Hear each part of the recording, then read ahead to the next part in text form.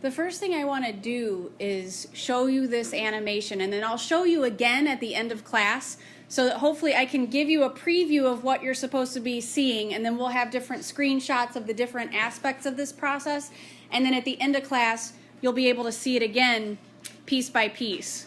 So this first part is going to show we're going inside the nucleus. Here's our DNA. This is where transcription is going to start. So we have the DNA being unwound. RNA polymerase is putting the base pairing according to Chargaff's rules. When we create the messenger RNA, so base pairing rules, messenger RNA is created. What the messenger RNA did was it left the nucleus. Now it's kind of hanging out in the cytoplasm. A ribosome finds it and hooks on. And this is what we're going to be going through right now. So a ribosome comes, ribosome's made of rRNA. Ribosome comes, hooks on to this mRNA transcript. Here's what happens. What you see happening, these tRNAs are coming in, again using Chargaff's rules, again using base pairing rules, coming in and base pairing with the mRNA. We'll talk about that in greater detail in a few minutes. And each one of these tRNAs is bringing, and it's pointing out what the different amino acids are, bringing different amino acids into specific positions, into a specific order in this growing polypeptide chain, which is the fancy word for protein. The order of bases in mRNA determines where the tRNAs come in and base pair. So this is a very specific process. You see this happening, base pairing rules, we're bringing in very specific amino acids into very specific positions. Now, when we get to the end, notice there's not a tRNA that goes into this last position. This is called a stop codon. That way that the ribosome knows, okay, this protein is done. It's finished being produced. Come on, there we go. Now it releases the mRNA, it releases the completed polypeptide, fancy word for protein. That's the process called translation. Yes, Peter? What is the protein then used for in the body? Depends. Different proteins have different functions. So it kind of depends. Like say this one was lactase to break down milk sugar.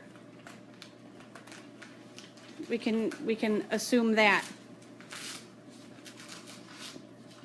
So this second part of what we're thinking about today is the mRNA moves out to the cytoplasm, ribosome hooks on, and a protein is made. These first couple slides are a little bit of a review. So transcription we just talked about. We're taking the base sequence, the master copy of DNA, and creating a copy of it, an RNA copy, specifically called mRNA, a transcript. That transcript gets sent out into the cytoplasm to join up with a ribosome. Just a review here, this is a throwback from Unit 2. Remember that proteins, like I just said, the fancy word for proteins is polypeptides. Proteins are made of amino acids.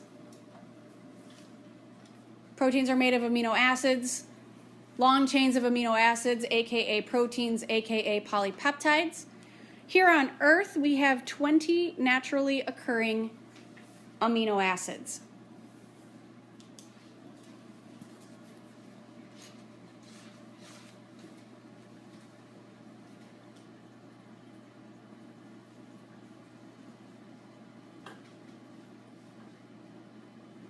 Can you go back for a second?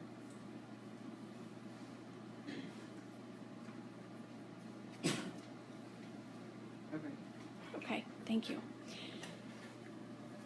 So I'm going to rephrase this, what is written. It's an important point, but it's not phrased very well. The type and order of AA's amino acids determines, and this is kind of to your point, Peter, it determines the type and the shape of the protein.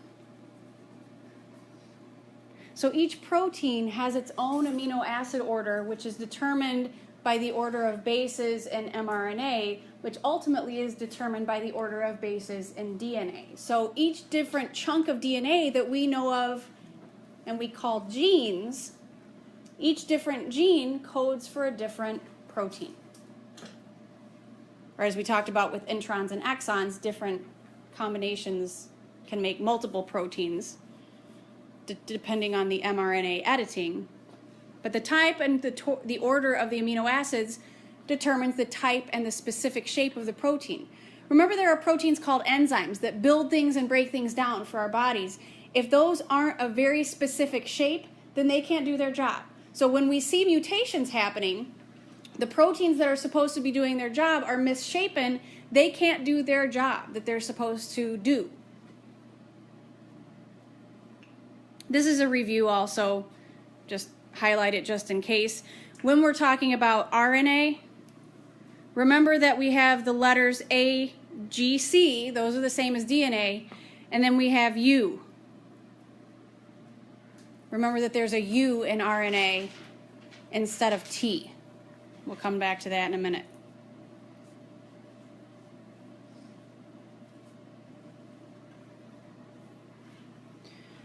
We have a big long chain of mRNA, and we're going to chunk this up into 3-letter words. The 3-letter words in mRNA are called codons. And each codon specifies a single amino acid.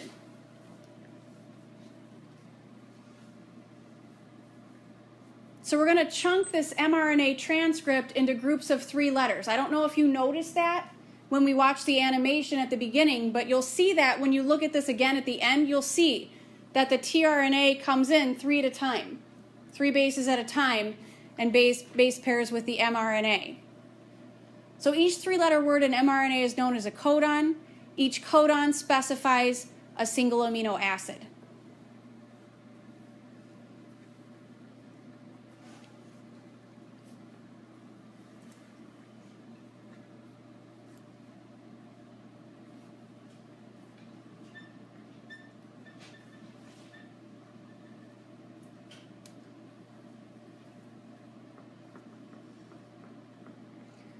How do we figure out what codon codes for which amino acid? This is our translator, and I'm calling it a translator on purpose. I'll get back to it in a second. There are 64 different codons, 64 different combinations of these 4 letters, this RNA alphabet. When we're trying to determine what particular amino acid is being coded for by a codon, you use this by starting in the middle and moving out. So highlighted in red, sort of in the lower right, the codon is going to be C, A, C. We're starting in the middle. Here's C, second position A, third position C.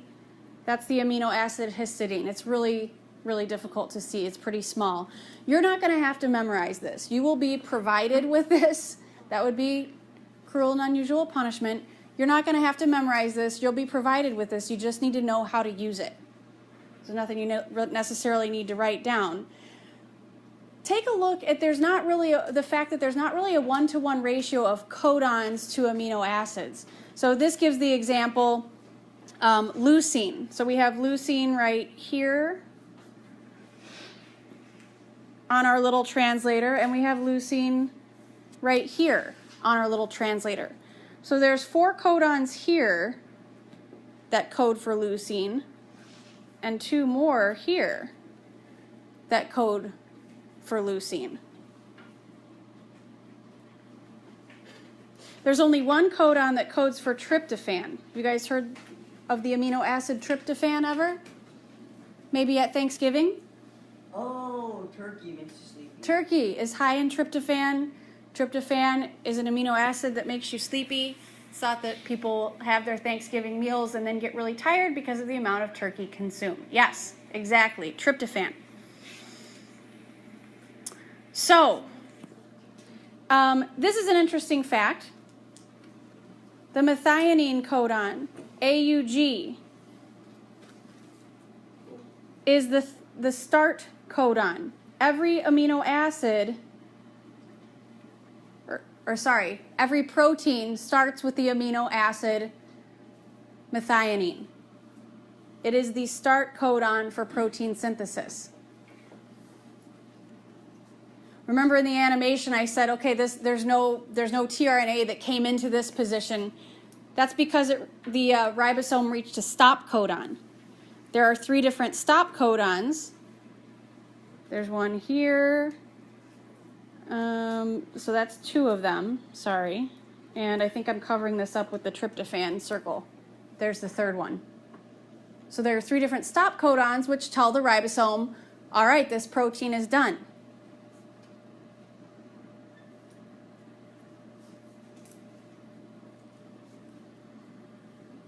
So let's talk about this word translation. Actually, I'm going to go back to this little thing. We're going to talk about the definition of translation, but I want you to talk to me about what the word translation means to you. You're probably taking a world language, or if not, maybe you have before, or you intend to next year. When you talk about translating, what are you doing? What is that process? Maho? Like taking like information, like if it's written in like English, and then you're turning it into like something else. But it's the same thing, but just in like different words, so something else can understand it. Okay, so it's a different language. What we're doing with this process here, this is our translator, and like I said, I use that on purpose, like Google Translator. What we're doing with this translator, is we are going from RNA language in the middle, specifically, I guess, mRNA language, here in the middle, and around the outside, this is protein language, or amino acid language. So 2 different languages mean the same thing. We're going from one language, the mRNA language, the nucleic acid language, to protein language. That's what I want you to think about this as being. And then that'll help you kind of put meaning to the word translation. Why are we calling this translation? So now definition-wise, decoding of an mRNA message into a protein is what's called translation. You don't really have to write anything else down on this slide, sort of review of what we've gone through already. You have the sequence of nucleotide bases in an mRNA molecule. That's the instruction manual. Tells the order of amino acids in the protein. That protein requires the folding, the 3-dimensional folding of 1 or more polypeptide chains. Ribosomes use this sequence of codons to put amino acids into these proteins. So this is like 3 different ways of saying the same thing. The decoding of an mRNA message is called translation. That process is called translation. So we're going to go into 5 easy steps. Translation in 5 easy steps. Step 1. mRNA, messenger RNA, or mRNA is transcribed and then enters the cytoplasm. We got different, like, individual screenshots of the video that I showed you earlier. Got it?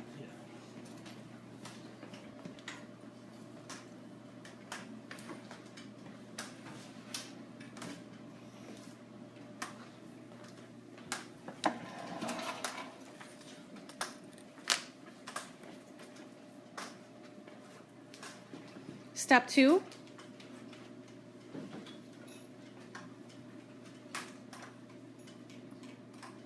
A ribosome attaches to the mRNA.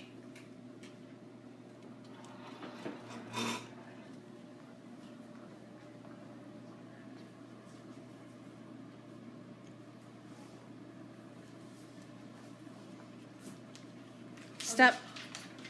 What? On the paragraphs, the steps. Well, 3 and the next 2 paragraphs are kind of together. But yeah, more or less. I mean, step 3 is both the next 2 paragraphs. So the mRNA, the codon of mRNA, I'm going to change this a little bit, pairs with tRNA to bring the specified amino acid into the protein.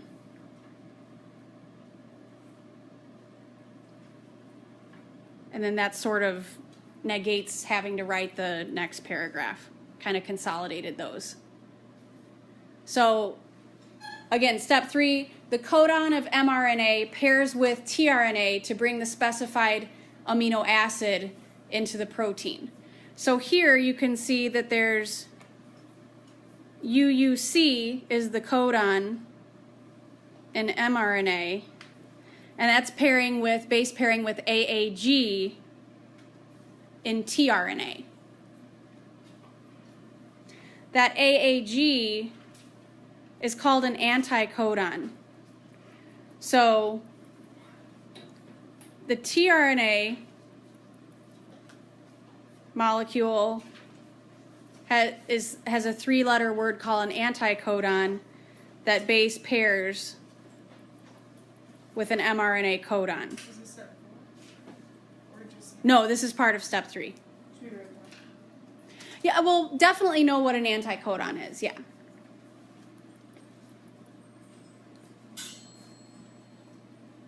So the tRNA anticodon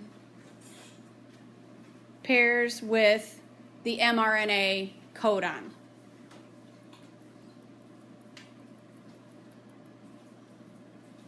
And then it gives you an example down below.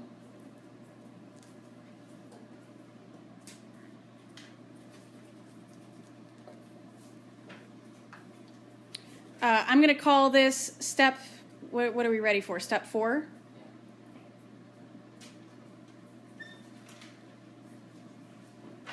This is what this is saying. Repeat step number 3. I mean, it's saying more specifically what's happening there, but same deal. Now it's happening again, moving down, so on and so forth. Step 5. Ribosome reaches a stop codon,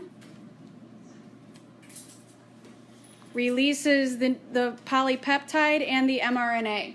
So everything kind of goes its separate ways. Are those waste products the tRNA after they're